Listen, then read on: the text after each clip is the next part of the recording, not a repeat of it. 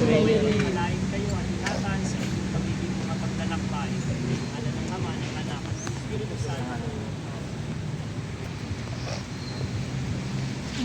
Huwag tayo malis yan mamaya.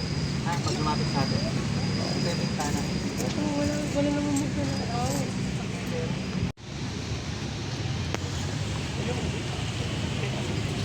Yung final lesson.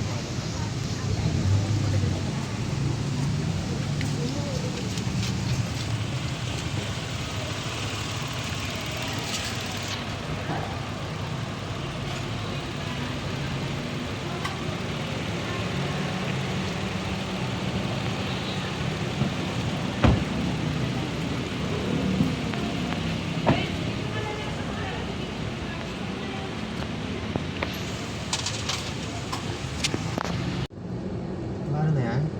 Oo. Halatang bago pa yung yung salamin.